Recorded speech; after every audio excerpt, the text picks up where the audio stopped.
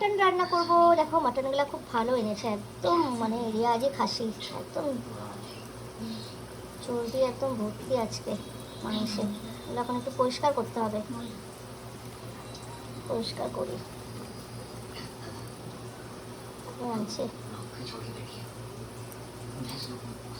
হয়ে গেছে, এখন মাংসটা পুরো ধুয়ে নিয়েছে। এত ভালো মাংসটা আজকে রে, পুরো একদম ফ্রেশ, দেখো একদম চর্বি ভর্তি। এখানে এটাতে বড়া করব, গোবিন্দভোগ চাল ভিজিয়েছে, এটা বড়া করব। চলো রান্না বান্না স্টার্ট করি। তেল বসিয়ে দিয়েছি, আলুগুলো ভেজে নেব। চলো স্টার্ট। দেখো তো মশলা করে রেখেছি, এখানে পেঁয়াজ আছে, আদা রসুন কাঁচা লঙ্কা পেস্ট করে রেখেছি। পেঁয়াজটা একটু হালকা ফ্রাই করবো, আর এখানে শুকনো লঙ্কা তেজপাতা গোটা গরম মশলা সম্বারা দিয়েছি। পেঁয়াজে টমেটো দিয়েছি, তারপরে মশলাটা দেবো। মশলাটা দিয়ে দিয়েছি, আর দিয়েছি তোমার কাশ্মীরি লঙ্কার গুঁড়ো, একটু রেড চিলি পাউডারও দেবো।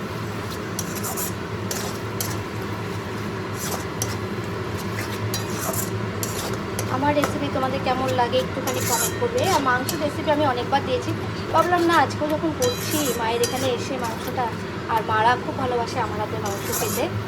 মানে আমি যদি রান্না করি খুব পছন্দ করে, বাবাও ছিল, বাবাও আমার হাতে রান্না খুব ভালোবাসতো, খুব ভালোবাসতো। কিন্তু বাবা তো এখন নেই, আর মা আসলেই বলে তুই রান্না কর।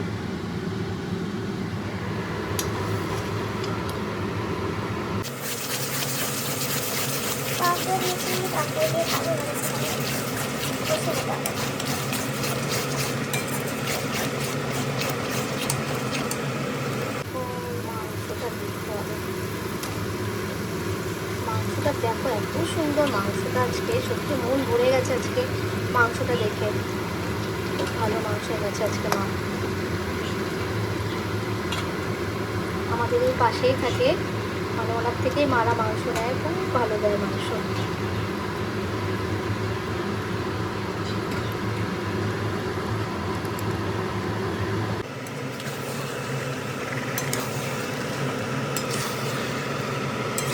এখানে 1.5 কিলো মাংস আছে, মানে 1.5 কিলো মাংস এখানে আছে।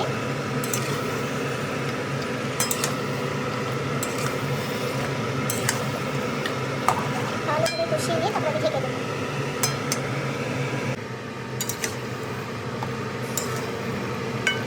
পেঁপে আলুটা দিয়ে দিলাম, আমি একটু ধনে গুঁড়ো দিয়েছি, এটা বলতে ভুলে গেছি, একটুখানি আমি 2 চামচের মতন ধনে দিয়েছি।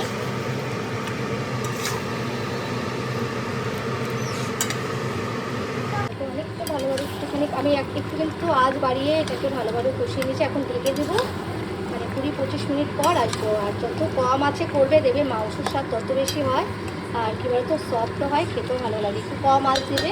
এখন বাড়ানো আছে, বাড়ানো দিয়ে আমি ভালোভাবে কষিয়ে নিয়েছি। এখন ঢেকে দিয়ে একটু আঁচটা আমি একদম সিমে দিই। চলো 20-25 মিনিট পর আবার আসছে।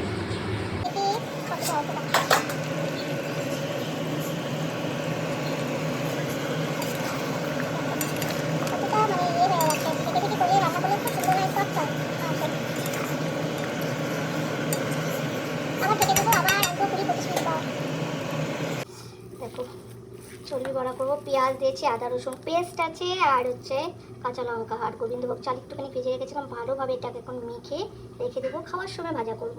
আর এদিকে অলরেডি মাংস হচ্ছে, এখন হয়নি, এটা প্রেশারে দিয়ে দেবো, আমি কষিয়ে প্রেশারে দেবো। একদম কষে গেছে, আর একটু কষিয়ে তারপরে আমি হচ্ছে প্রেশারে দেবো। গোটা গোটা রসুনও দিয়ে দিয়েছি আমি, এটা প্রেশারে দিয়ে সিটি মারা হবে। মাংসটা পুরোটা গরম জল করে তারপরে এটার মধ্যে দেবো।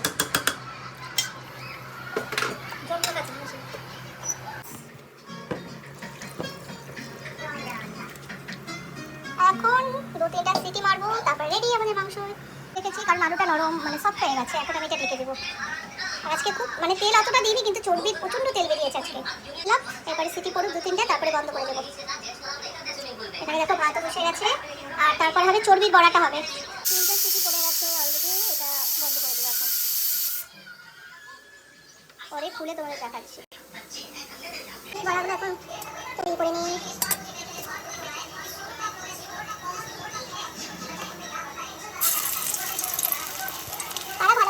বড়া খেতে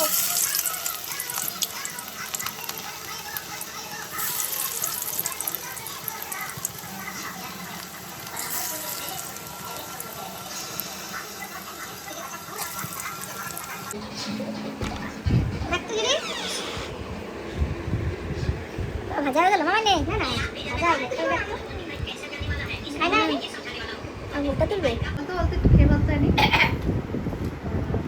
চর্বির বড়া খাওয়া যাচ্ছে না আস্তে খাস ঠিক পুড়ে যাবে টেস্টি হ্যালো কি রে তুই বল দারুণ সেই মুখরোচক খাবার শুধু শুধু খেতে খেতে শেষ দেখো মানে এমনি কিনেছে ভাতের সাথে কেউ খাবে না এমনি সব টেস্ট করছে রেডি দেখো একদম গরম গরম এখনো ফুটছে বন্ধ করে দিয়েছে একদম রেডি হয়ে গেছে আমি একদম টেস্টি টেস্টি আর এত চর্বি ছিল আজকে তেল বেরিয়েছে তেল বেরিয়ে গেছে আর এদিকে দেখো ভাজাও কমপ্লিট খাওয়া দাওয়ার পালা কেমন লাগলো রেসিপিটা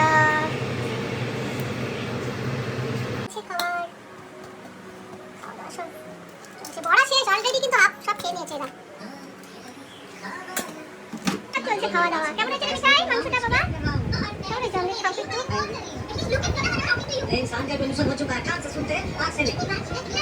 আলু দেখো হ্যাঁ আলু আছে গরম একদম দেখো